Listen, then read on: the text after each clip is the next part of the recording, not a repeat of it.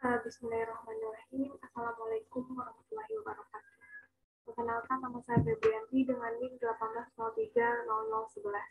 Pada kesempatan kali ini saya akan menjelaskan beberapa materi terkait untuk memenuhi ujian akhir semester mata kuliah kalkulus vektor dan langsung oleh Bapak Fitko Tasman SPD MSc. Langsung saja, poin pertama itu ada integral fungsi vektor. Integral tentu dari fungsi vektor kontinu RT dapat didefinisikan dengan cara yang hampir sama seperti untuk fungsi bernilai real, kecuali bahwa integral tersebut adalah vektor.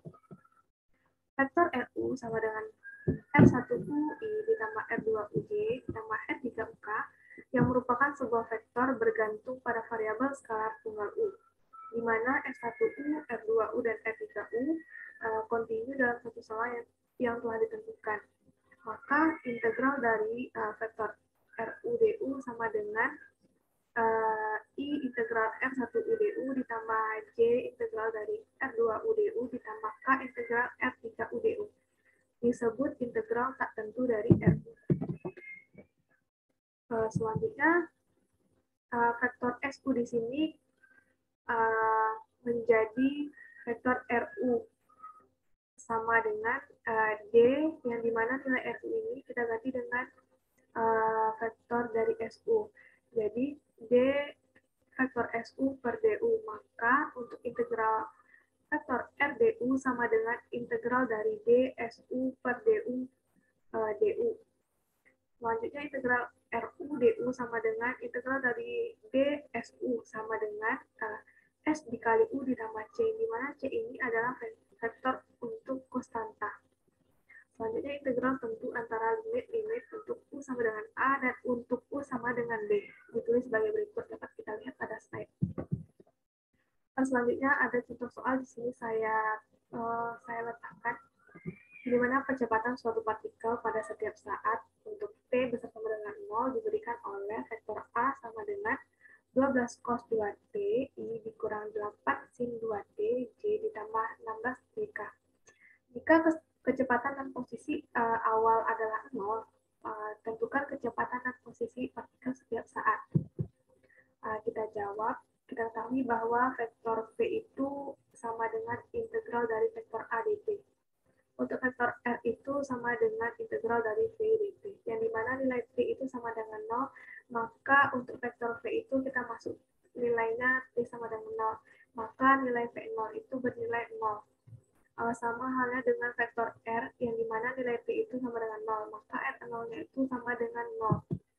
Dapat kita lihat pembahasannya pada slide, dan didapatlah nilai kecepatan dan posisi partikel pada setiap saat itu adalah untuk vektor V itu 6 sin 2TI ditambah 4 cos 2T dikurang 4J ditambah 8 T kuadrat K.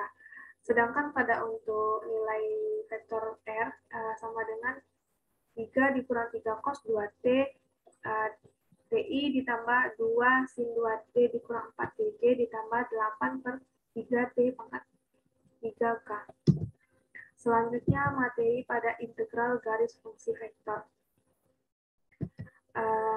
Misalkan vektor A itu sama dengan A1I ditambah A2J ditambah A3K. Dan RU adalah vektor posisi dari X, Y, Z mendefinisikan kurva C yang menghubungkan titik-titik P dan Q. Di mana U itu sama dengan U1 sama dengan U2 untuk masing-masingnya. Maka C dianggap tersusun dari sejumlah berhingga kurva-kurva yang dimana untuk masing-masingnya itu adalah RU yang memiliki turunan yang kontinu.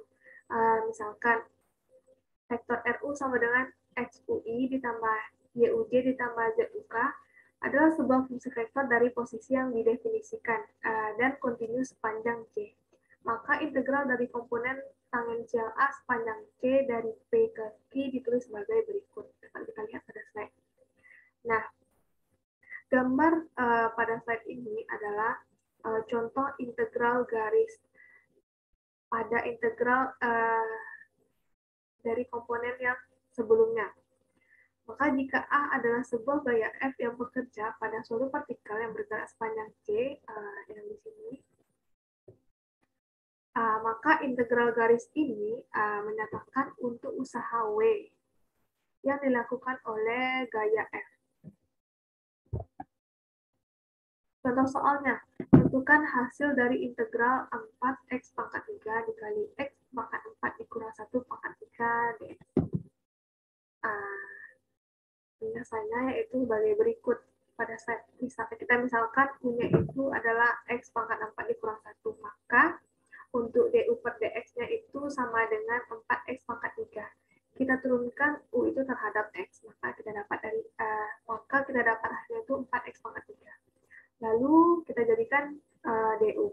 Berarti 4x pangkat 3 ini kita taruh ke sini, terus 4x pangkat 3 dx sama dengan du. Lalu kita substitusikan u itu dalam integral dan didapat hasilnya yaitu 1/4a.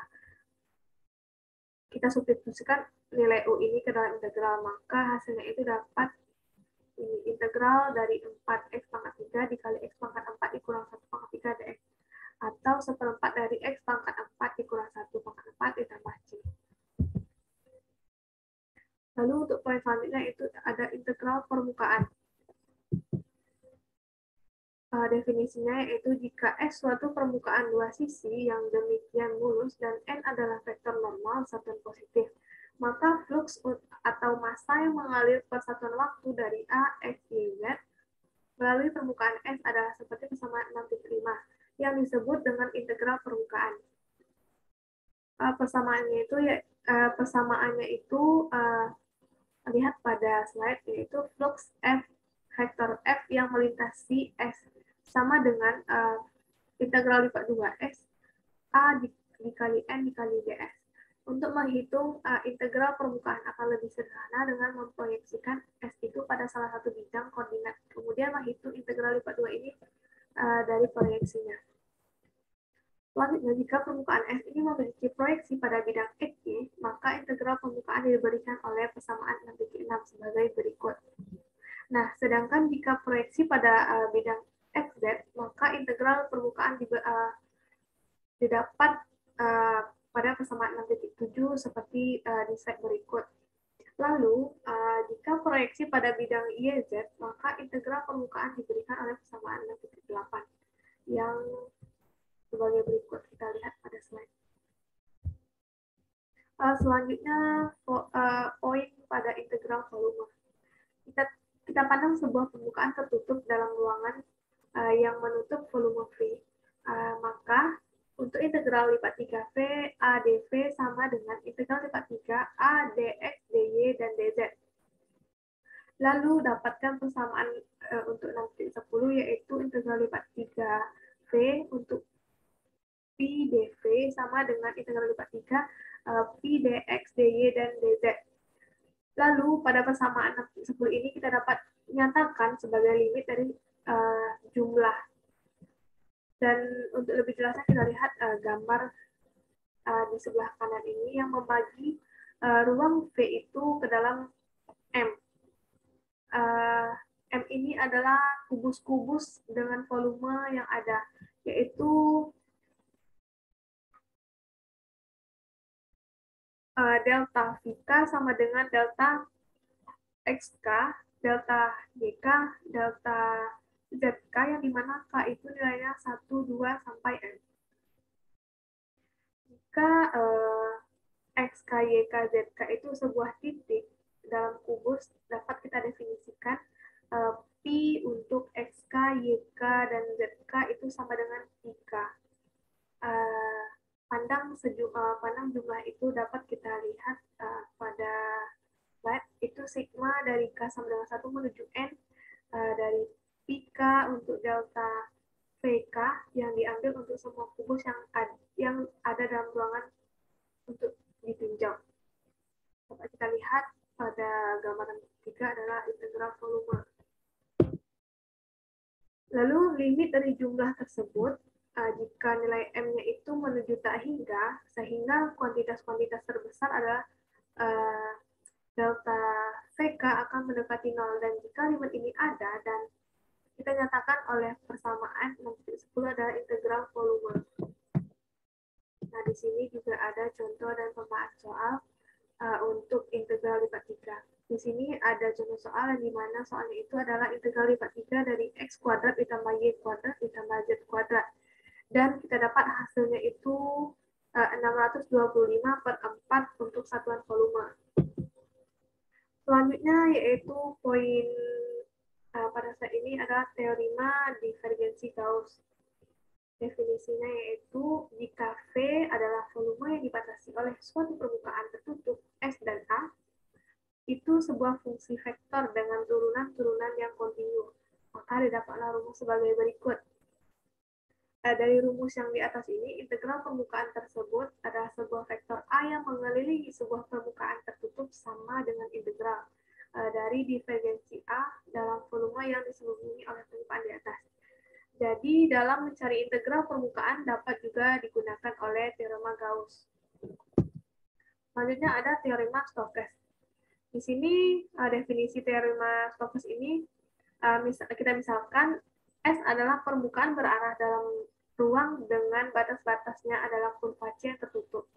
Dan misalkan F, Y, Z adalah fungsi vektor kontinu yang mempunyai turunan parsial pertama yang kontinu dalam domain yang membuat S. Maka dapat merumuskan sebagai berikut. Kita lihat rumusnya pada slide.